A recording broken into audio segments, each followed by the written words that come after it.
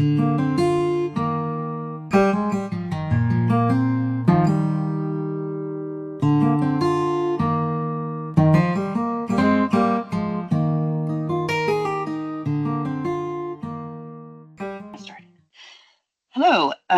again, welcome everybody to this presentation on the cognitive development area of development in relation to the neurodevelopmental profile wheel. So we're going to be talking today about understanding this area of development a little bit more so that we can more effectively use the neurodevelopmental profile wheel tool in understanding to help us understand young people better. Quick review of terminology. So I'll be using a number of terms, including neurodevelopment, which is the term that refers to the overall development of the brain. Neurotype, which is a person's unique way of thinking, learning, and communicating. And within those neurotypes, there are generally two that I'll be referring to, which is neurotypical, or also that can be known as the predominant neurotype or neuronormative. And this is the way that our culture is set up already. So our society is already set up to support neurotypical people because they are the predominant neurotype. Neurodivergent is the term that I will use to refer to people who don't think in a neurotypical way and don't process in a neurotypical way. So that's when a person's brain develops and functions in a way that is different than the neurotypical. And for the most part, we're all here today talking about information that could be related to neurodivergent young people. We're trying to understand what their experience is because they're not having a typical experience, and we want to try to understand them better. And neurodiversity is a group of people with mixed neurotypes. So this includes neurotypical people. Neurodiversity is not a term that we use to talk about the neurodivergent. It includes everybody. So very quickly, this is my favorite example, is think about it like cupcakes. Neurodiversity is when you have all of the flavors, and neurotypical can be considered like the vanilla cupcake, and neurodivergent would be all the other cupcakes. So neurodiversity is when we have a mix of all those cupcakes. If we had all chocolate cupcakes, that would not be a neurodiverse group of cupcakes. Even though it's not vanilla, it is still not neurodiverse. So I hope that that makes sense a little bit, just in terms of the terminology for getting started. Okay, so the areas of development that we are going to be considering over this series of presentations are the same areas of development, as I said, that are usually assessed during an NDOS assessment. So that's the cognitive, sensory, emotional, communication, motor, and social.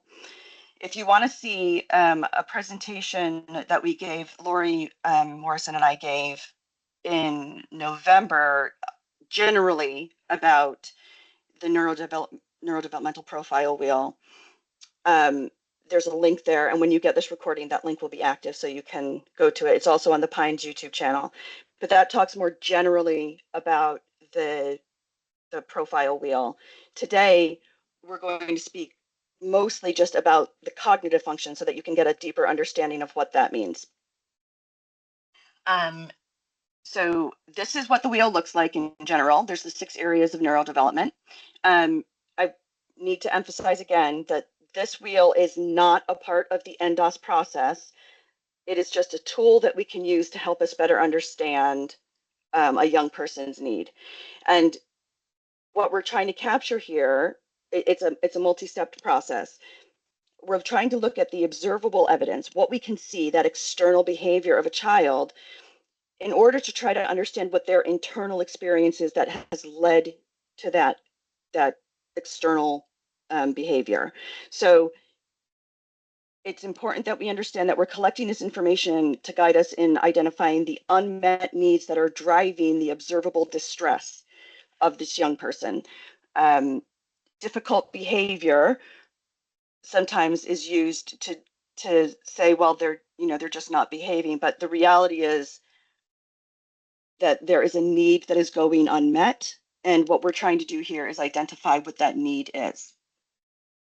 So today we're talking about cognitive.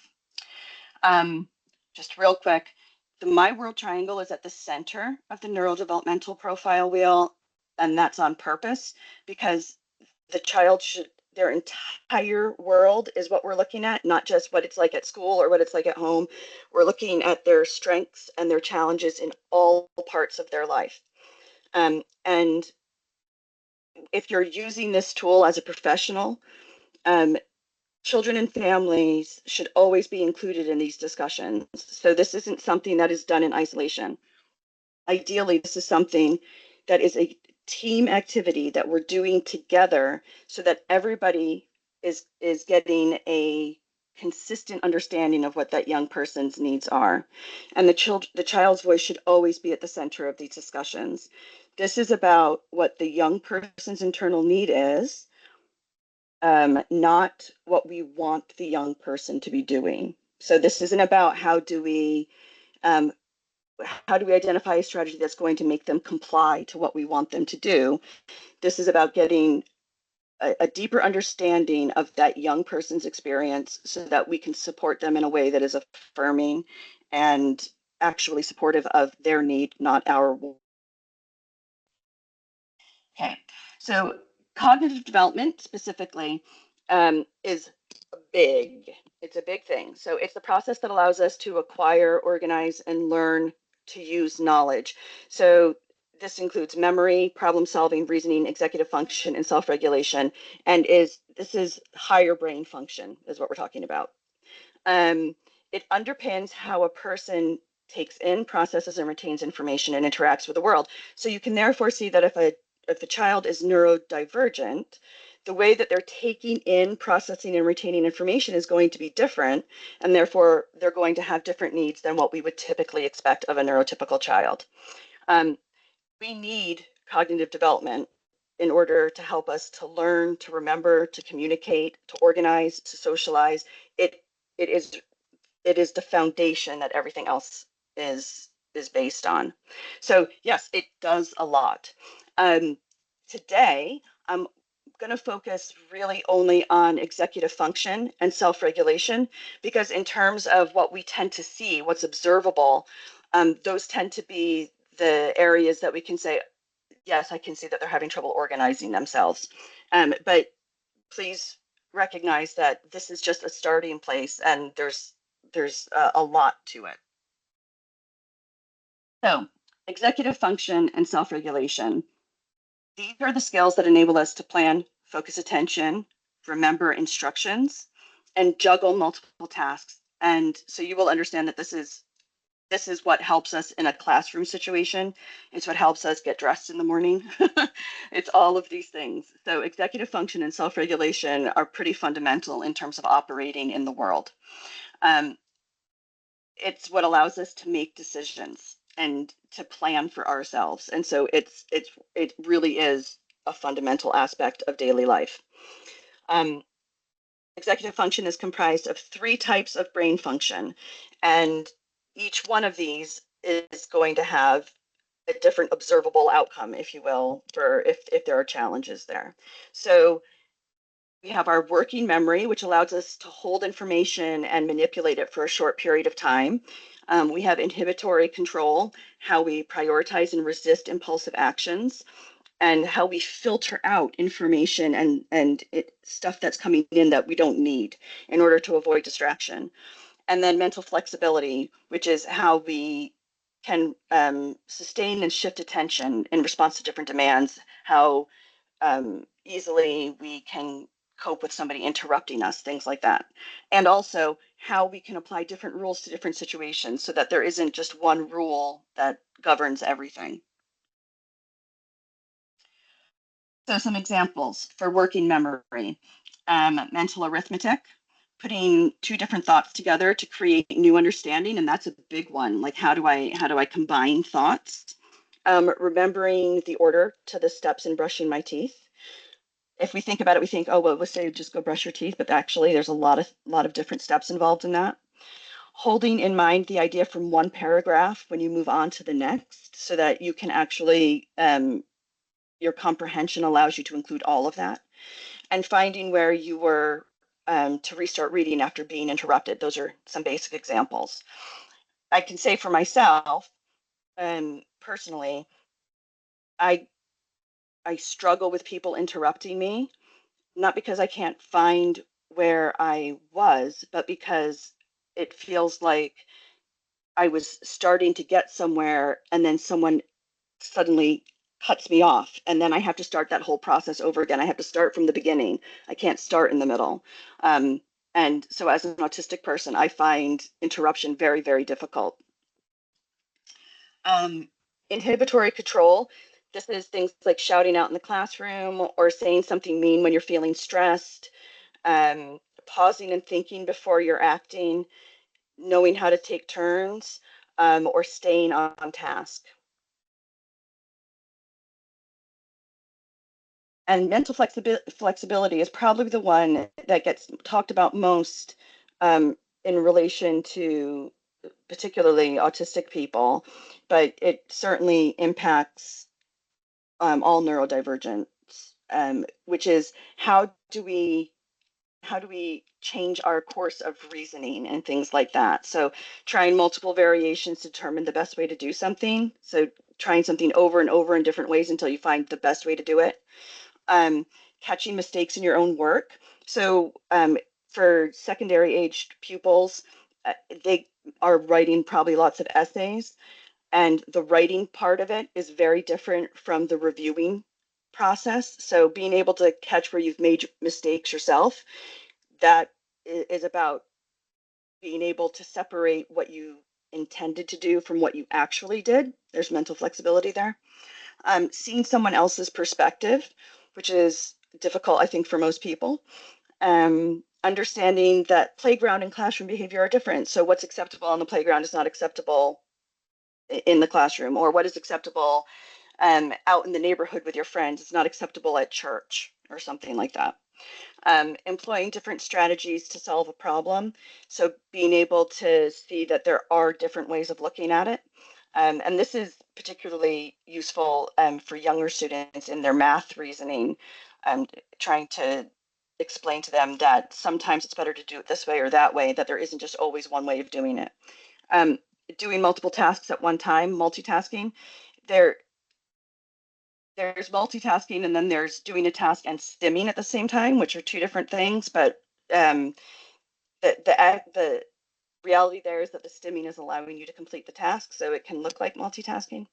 And reconsidering an approach to a science experiment, stuff like that.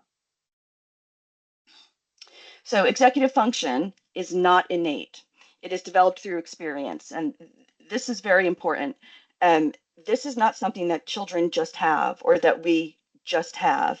It is something that we build up through observation and through experience. So our executive function skills grow rapidly in the prefrontal cortex development from birth to 5 to 6 years old. And then at adolescence, there's another jump as other development happens in the brain. And so typically in a neurotypical brain, there is a pruning at this stage of the connections in the brain that are not regularly used. And it solidifies the skills that are regularly used. What's important to note is that particularly in an autistic brain, autistic brains do not prune connections the same way that neurotypical brains do. We kind of keep all of the connections, whether or not they're used a lot, which results in a lot of overwhelm and confusion. So again, we're going to see something different in a neurodivergent child than we will in a neurotypical child as they're developing this executive function skill. So what we know about executive function is that they are critical to daily life management. That these skills are critical, that ongoing significant stress compromises executive function development.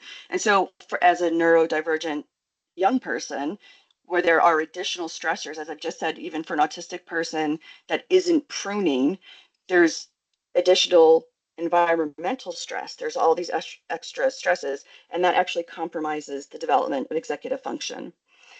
Um, Executive function skills should be modeled by adults.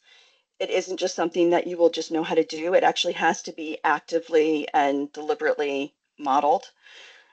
Children with strong executive function skills handle stress more effectively.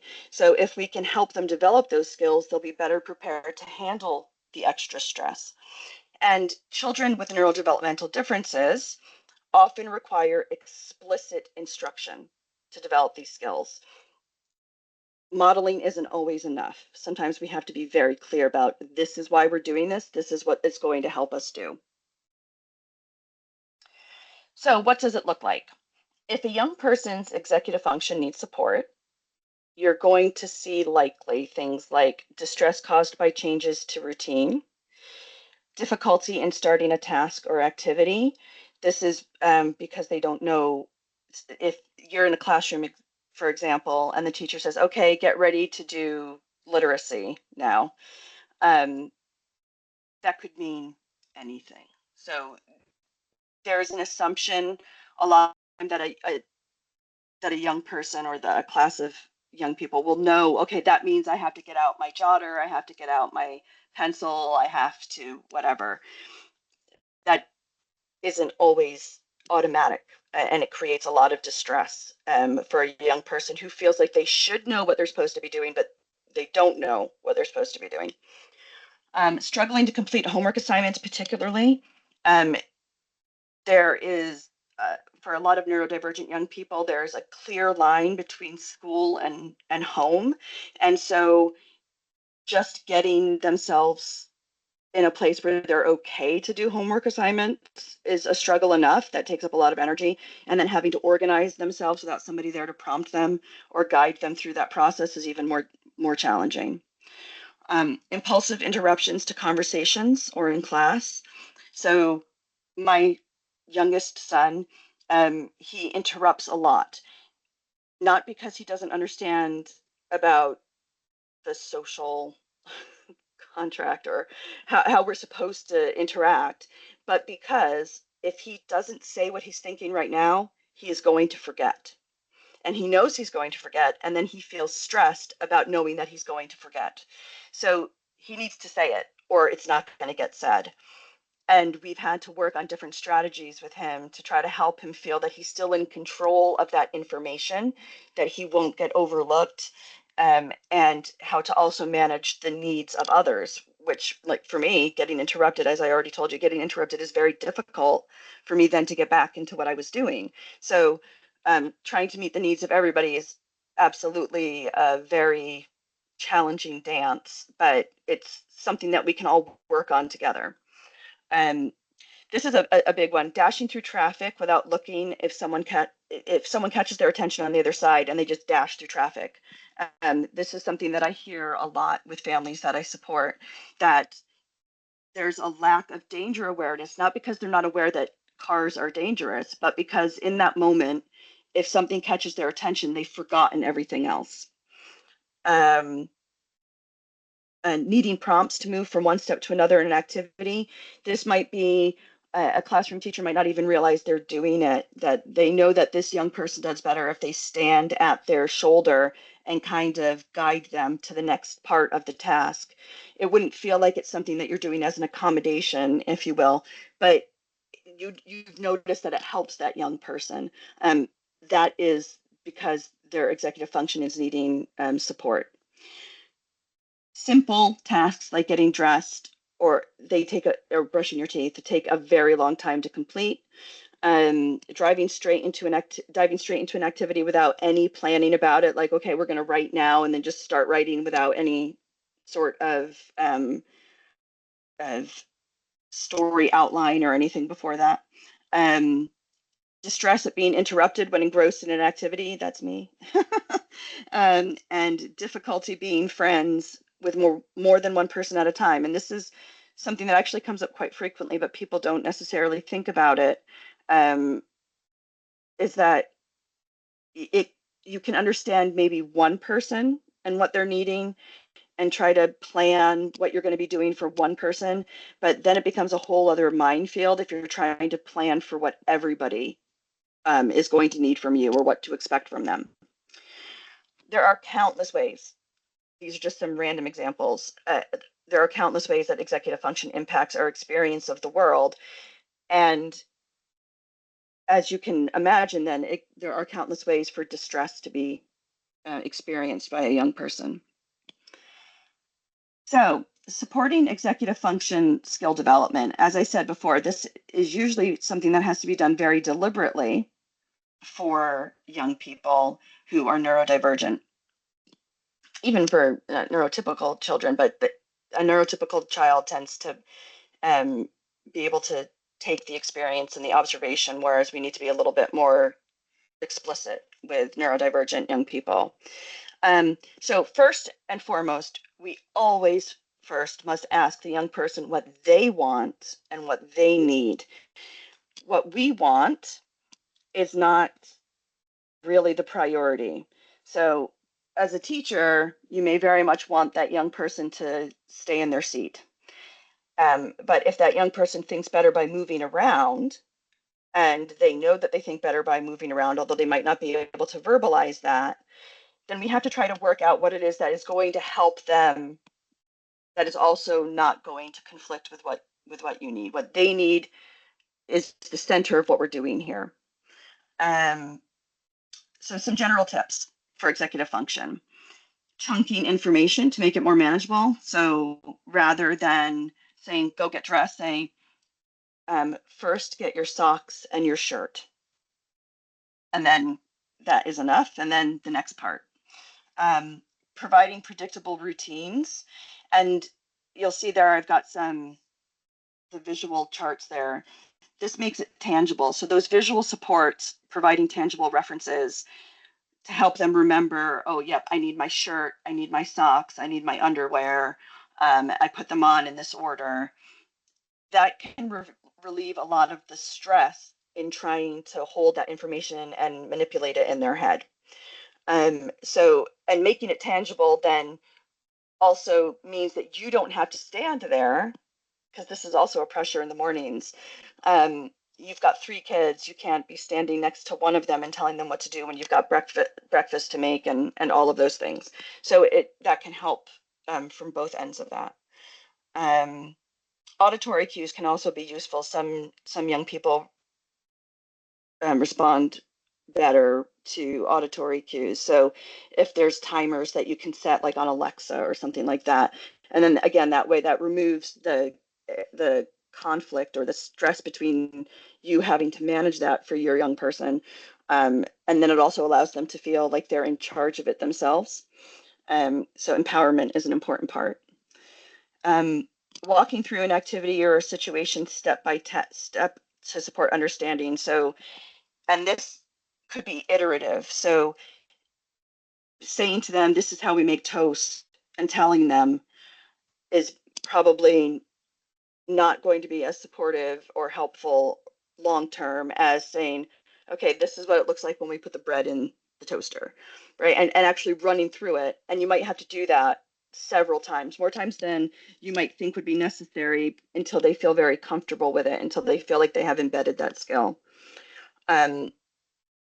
Demonstrating how to put thoughts together to create a new understanding. And this one is, in terms of academic work, this one is very, very important for young people who can see that there are 2 different ideas, but they're not exactly sure how you put them together to come up with a new one.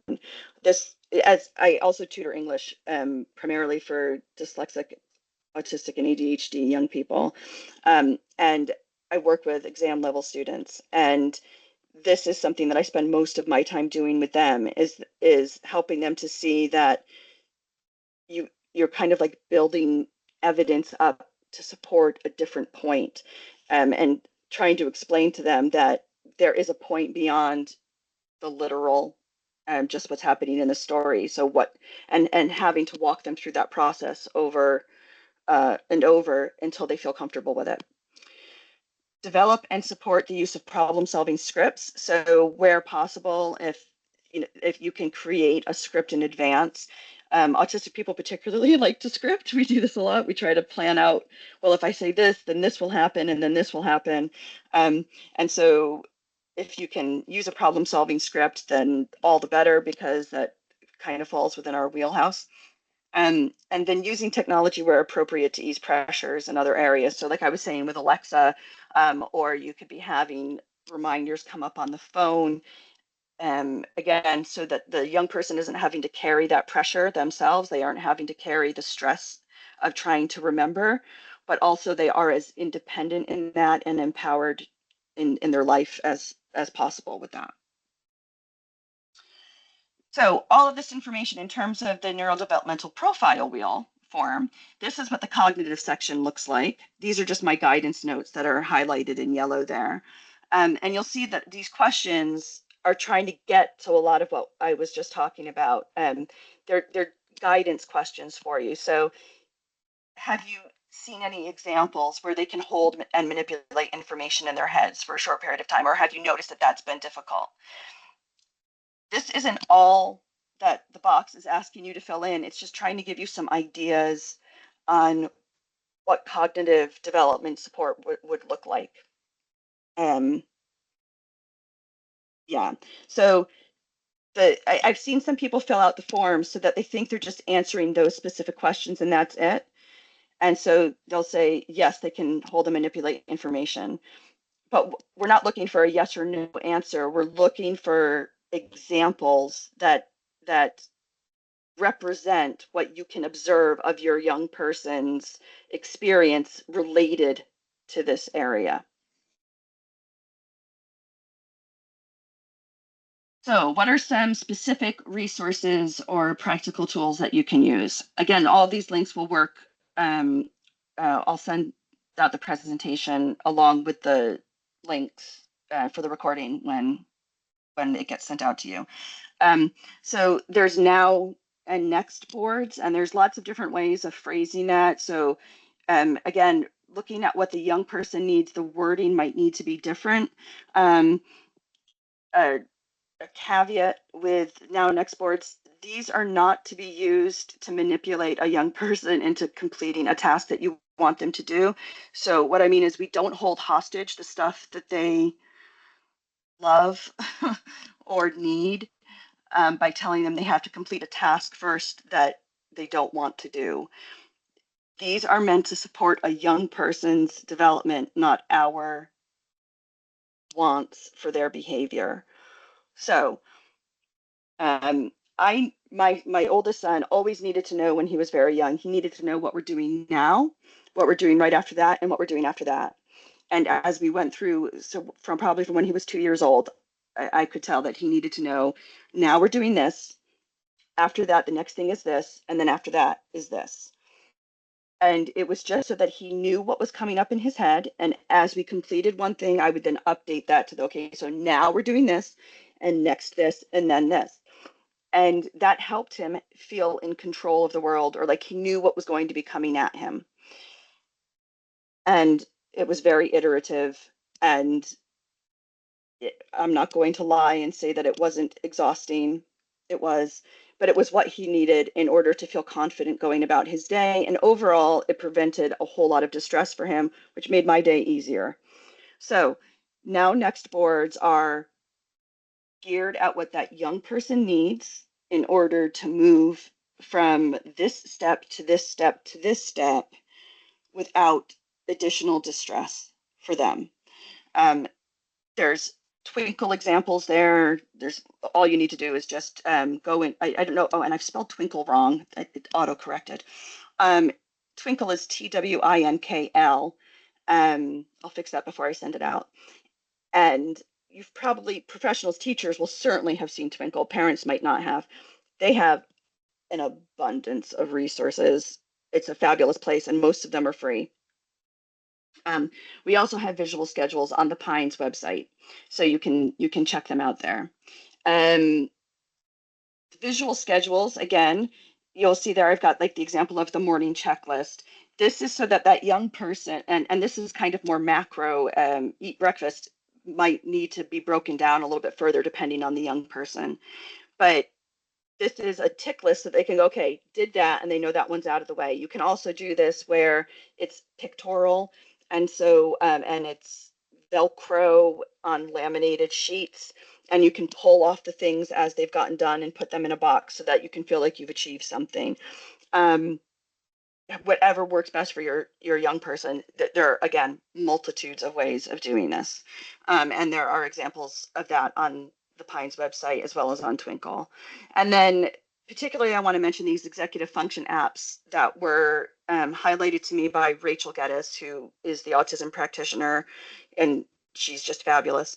The Finch self-care app is really good for helping you. So the Finch is the one with the little cute little animals. And what you do is you basically, as you care for yourself, you're caring for your animal, your self-care best friend.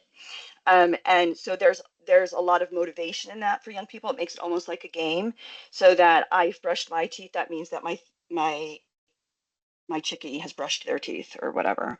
And it makes it, again, about something that they're choosing to do rather than something that you're saying you have to do this. And it's building that skill for them at the same time in a positive, affirming way. Habit Rabbit also tracks your mood too. So you can see on this day I had a lot of this kind of thing, and that made my mood very low. So then that can help you kind of develop an idea of how do we recharge during those days. Goblin Tools will actually break down a complex task for you into as many steps as you want it to. So you could put in eat breakfast, and it will, you put it in the search bar, and it creates a list for you, and you can tell you if you want it. You can tell it if you want it to be more refined than that. Goblin Tools has a free computer, like a website, free online access, or you can buy their apps, but it's so useful. And then Vocable is a speaking app, but I mention it here because I know that for my oldest child, when he's feeling really distressed, he doesn't even have the executive function really to speak. So he becomes kind of situationally mute. When he's highly stressed, he needs to text me, and then I can speak for him in certain situations. That might not always be a possibility. And so what Vocable actually allows you to do is to type in what you want to say and then speak it out, like it speaks it for you. So it's very, very useful. And it can help a young person, again, kind of reduce some of the distress so that they can start to manage the things that they need to manage. So our key takeaways from today. Cognitive development underpins all other areas of neurodevelopment. Cognitive development includes executive function and self-regulation, but it is not exclusively about those two things. Executive function is made up of working memory, inhibitory control, and flexibility. Don't know what that is saying there. And executive function skills impact our organization, our problem solving, our flexibility of thought, our impulse control, and our attention control. So being able to sustain, attain, and switch attention. If you have any questions or you need support, or you feel like maybe you don't quite have it clear yet, you can contact us. You should all have my direct email address because I sent you all the link for today. So you can certainly send me follow-up questions if we don't get to them, but just remembering that we are going to have these additional sessions. Also, if you want to call Just Ask, you can do that Tuesdays and Thursdays between 1 and 4. And there are, I think occupational therapy is still, their service has changed recently. So anyway, they can tell you what is available there if you're feeling like you need additional support in any of these areas, like who would be the right professional for you to talk to.